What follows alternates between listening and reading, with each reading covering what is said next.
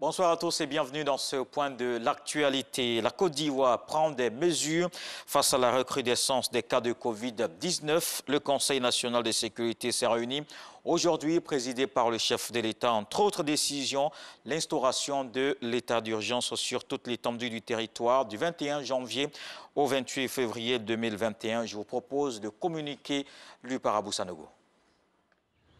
Le président de la République, son Excellence M. Alassane Ouattara, a présidé ce jeudi 21 janvier 2021 au palais de la présidence de la République une réunion du Conseil national de sécurité CNS.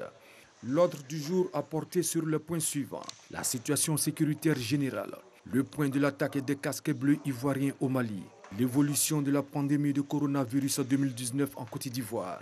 Au titre de la situation sécuritaire générale, à la suite de l'analyse de la situation sécuritaire de l'année 2020 par le ministre de l'Intérieur et de la Sécurité, le Conseil national de sécurité a noté avec satisfaction une amélioration continue de la situation sécuritaire depuis 2012.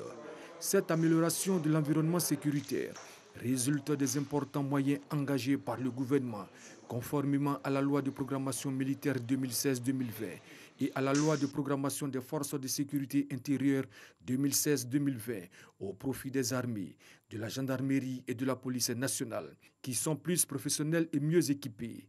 Cette amélioration est due également aux opérations de sécurisation menées régulièrement par l'ensemble des forces de défense et de sécurité sur l'ensemble du territoire. À cet égard, le président de la République a félicité le Premier ministre, ministre de la Défense, le ministre de l'Intérieur et de la Sécurité, ainsi que les grands commandements pour les importants résultats obtenus. Il les a exhortés à finaliser les travaux en cours afin de doter notre pays de nouvelles lois de programmation militaire et de sécurité intérieure pour la période 2021-2025. Au titre de l'attaque des casques bleus ivoiriens au Mali, le chef d'état-major général des armées a fait un point de situation de l'attaque du contingent ivoirien survenu le mercredi 13 janvier 2021 au nord de Tombouctou, au Mali, dans le cadre de la mission multidimensionnelle intégrée des Nations Unies pour la stabilisation au Mali, MINUSMA, et de sa mission de remobilisation. Le bilan définitif de cette attaque fait état de 4 morts et 3 blessés dont l'état reste stable. Le président de la République, après avoir remercié les Nations Unies et le gouvernement malien pour l'hommage rendu aux soldats ivoiriens, a présenté ses condoléances aux familles endeuillées et formulé des vœux de prompt rétablissement pour les blessés. Il a par ailleurs instruit le Premier ministre à l'effet d'organiser un hommage national à l'honneur de ces braves et vaillants soldats le lundi 25 janvier 2021 à la place d'armes de l'état-major général des armées. Au titre de l'évolution de la pandémie de coronavirus 2019 en Côte d'Ivoire, le ministre de la Santé et de l'Hygiène publique a fait un point de l'évolution de la pandémie de coronavirus 2019 dans notre pays. Ainsi, à la date du 20 janvier 2021, la Côte d'Ivoire dénombrait 25 597 cas confirmés de la Covid-19 et 142 décès. Le nombre total de guéris est de 23 867. Le nombre de cas actifs est actuellement de 1588. Ces résultats qui traduisent une bonne maîtrise de la pandémie en Côte d'Ivoire sont parmi les meilleurs en Afrique et dans le monde. Le ministre de la Santé et de l'Hygiène publique a cependant fait remarquer qu'au cours des récentes semaines, une augmentation du nombre de cas positifs a été observée en Côte d'Ivoire. Cette augmentation s'explique essentiellement par le non-respect pendant la période des fêtes de fin d'année des mesures barrières, notamment le port du masque, la distanciation physique et le lavage des mains.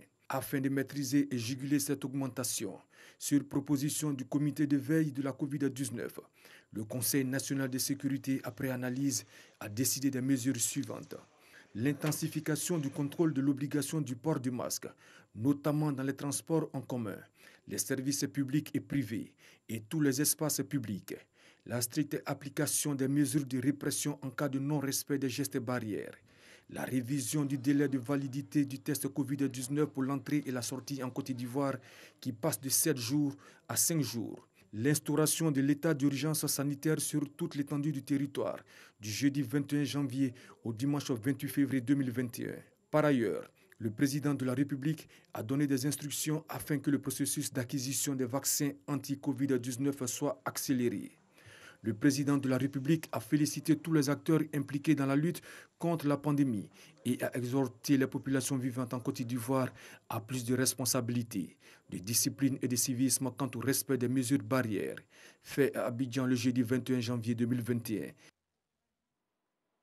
On en parle à l'instant avec Abou Sanogo. Nos forces sont engagées au Mali. Les hommages se multiplient après l'attaque qui a eu lieu au sud de Tombouctou dans le cadre de la MINUSMA. 4 soldats ivoiriens ont perdu la vie. Ce sont les premiers à être tués au combat à l'étranger.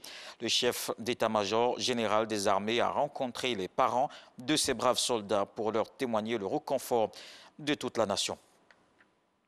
Dans le reste de l'actualité, près de 60 000 Centrafricains se sont réfugiés dans des pays voisins au cours du mois dernier, selon le Haut-Commissariat aux réfugiés.